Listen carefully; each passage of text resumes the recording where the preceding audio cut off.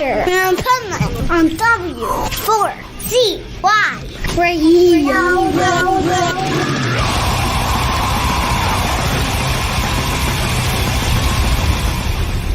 Wake up, America! It's time for the Adventures of Pipeman on W4CY.com, West Palm Beach's #1 internet radio station. Here's your host, the Pipeman.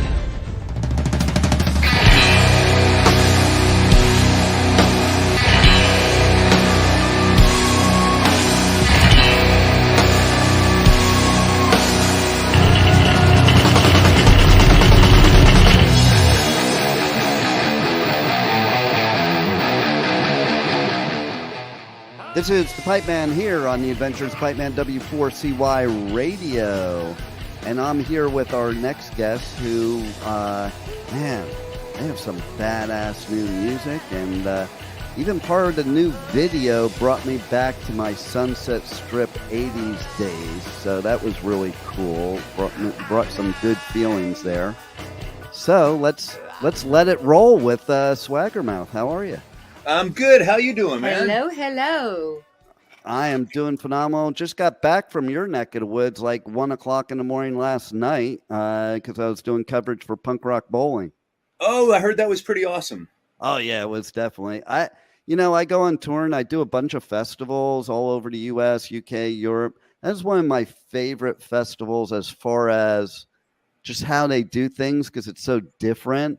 Because they like invade and take over downtown Vegas, and it's not just you're going to a festival, but it's, you got all the club shows and the bowling, and they used to have a poker tournament, and it's just, and there's stages everywhere and things going on everywhere. So it's just kind of like a whole thing opposed to just a music festival. Yeah, nice. It's a scene. Sounds like a wonderful carnival. Exactly. Of characters. Yeah. Well, what's funny about that is I was interviewing Devo, and he basically said, about people that the punks take over, and they make downtown Vegas look more normal. Being there. More normal. Whatever normal is anymore. It's like the punks aren't the outcasts in downtown Las Vegas on Fremont. Oh, that's funny. Right. It's a terrific place.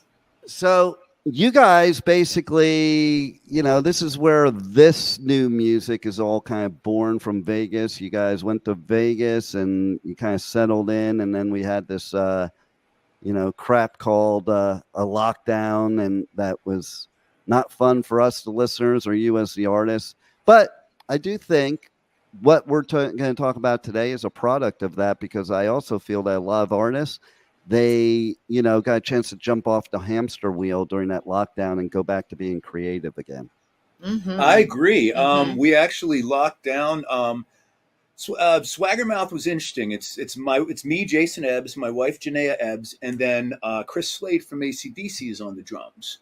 And we had a band prior to that called Ecotonic, and we were getting ready to record our record, and we were working on the new stuff, our second record, and we were about 5 songs in, and then AC/DC called him back to join for the tour in 2015, and we're like, shit, what are we going to do now? So I sat on this stuff for a second, and then COVID hit, which gave us 3 years of being locked down in the studio, because we have a studio in the house and everything, and that led me to revisit this stuff and go, you know what? I should really finish this. So, and we were doing podcasts once a week through that too, playing our original stuff, and with very good response. Yeah. So but it sparked us to go ahead and finish this record. And then I put together a live band around it. And we got the deal with Rock Avenue Records USA. And you've seen the first video. So that's the product of our passion. I love it. And what I think about when you're saying that is another reason, of what I was saying before. It used to be artists, they would make an album, but then there would be like a few different times that they would just redo it because it was like, oh, this isn't what we want. And nowadays it's like you have to pump it out. And it sounds to me like this album is that same scenario where, I mean, you had an original vision, but then that vision evolved, and so you could just make it better and better, and you had the time to make it better and better. Yeah, you know what? It's true. It's funny though, because we did the whole record, which is called Never Shut Up, and I had all the songs done, and I'm like, man, this record feels like it's missing something. So I went back and looked at tracks that I hadn't finished, and I opened up this one, and I was like, holy shit! Like it hit me like a steamroller, and it had existed for a long time without lyrics to it. The and song then, Let It Roll. And then lyrics just kind of happened, and once we started laying down the stuff, I'm like, oh my God, I think this is the icing. This is the single we were looking for, you know? Nice. See, so, you know, if you're going to take a positive, there it is right there. Yep. Yeah. Sometimes we like to let, creative ideas marinate a bit because they're very intentional. It's not just like we're slapping together something. It means something to us. It truly is a work of art. Each song is a work of art to us, and we put our hearts into it. So we want it to be the best it can be, and that takes time. Absolutely. And sometimes, listen, any type of creative person, any type of artist, sometimes they hear their product after it's done, and they're like, and like you said, there's something missing, or there's something that needs to be fine-tuned or changed, and that's any form of art. Like my dad, he used to make paintings, and then one day it was a different painting. Right. And nothing from the previous painting even was there, but he just transformed it because the vision kind of changed once he could see it. Yeah. And it's interesting. In any creativity, you reach a point where you got to go, okay, enough's enough, Yeah. And because, it's one thing to paint. I'm looking forward to doing the next record because, we bought since then, I recorded the majority of that in the other home studio. We've since bought a house, and it's called Dragon Castle Studios, and we bought it from Imagine Dragons. It's their band house where they recorded their hit records and stuff, and I think the Killers actually did a record here too. So I can't wait to set up and start from scratch here. Like I finished mixing it here and mastered it here, but I can't wait to start with the new band and start working on all the new stuff we already have. We've already started 5 new songs for the next record. Yep. It's so. There is such a creative energy in this house that we are tapping into for sure. Yep. I love that. Yeah, it's wonderful. It's almost like maybe the lack of better term, the ghosts of those other bands are still there helping you out. Well, you know what? It's funny you say that because my wife found this the day after it went on the market, and it just said professional studio located inside a beautiful home in this area, and we're like, okay, let's go see it. And we came in, and they had all their accolades and trophies and awards and MTV stuff all over the place, and we're just looking at this like, wow, what a cool find. And we had no idea, that it was the Imagine Dragons home until we studio walked in and saw it. Well, of course, but I mean, beforehand, it was just listed. It was just listed as, and we had a home with a professional studio, and I went, okay, we got to go see this. And they had offers from other people that wanted to tear everything out because it absorbed a lot of the house. It's a totally floated floor with the control room and everything.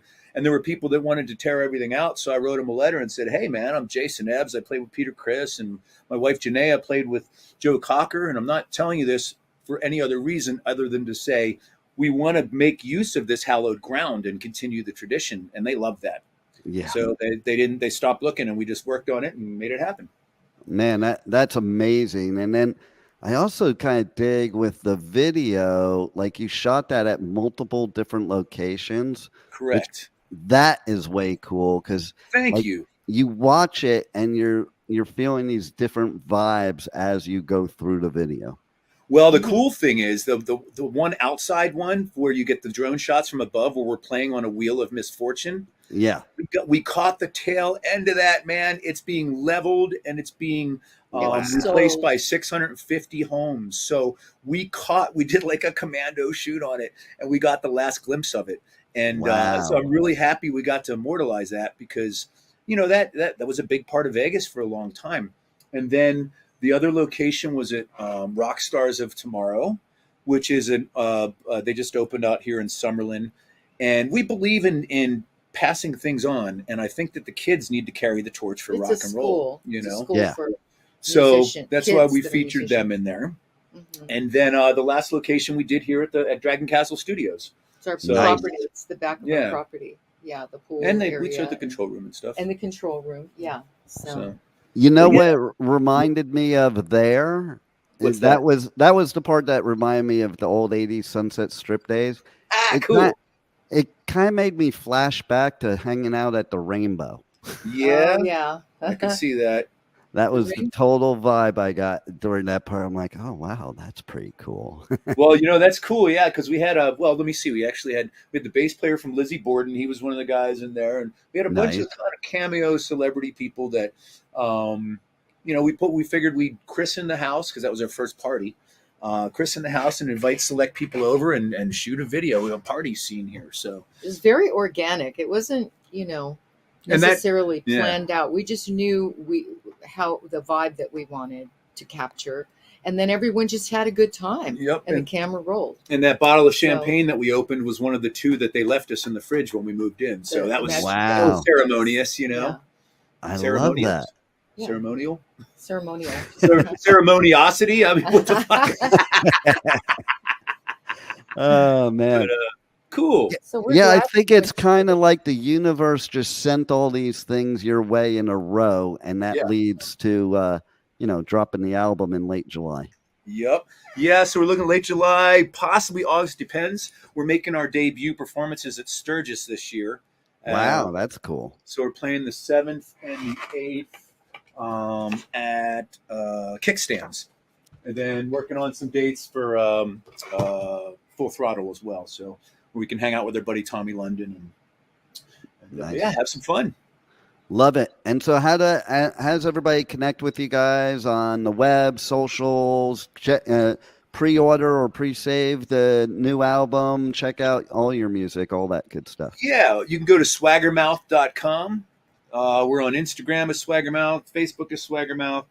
I don't do the X or the TikTok at the moment, but someone else in the band might be doing that.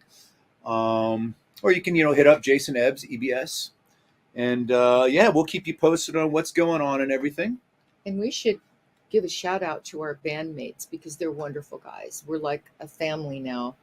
Yeah, they're cool. Borgi Yeah. on keyboards, Joseph Nile on bass, and Billy Kessner on drums, and Janea Ebbs on vocals, and I'm Jason Ebbs on vocals and guitar and production and stuff. So So we're very blessed.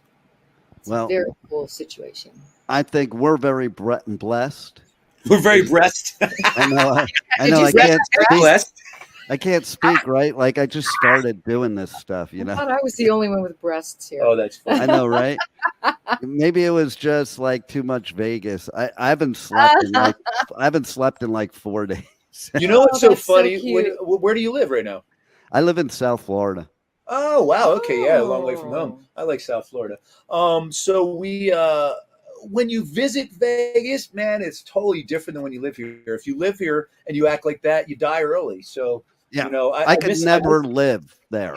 Kudos to you because it was enough for me to stay away from the crap table to go do my interviews. Okay. Oh my God. Yeah. See, I don't gamble. I don't really gamble. Yeah, we're not into And when I used to come out here, it was a 4-day binge, but now that I live here, I go out selectively, and I'm pretty busy with the studio and everything here. So, working on some clients and I'm working on our new stuff. But Yeah.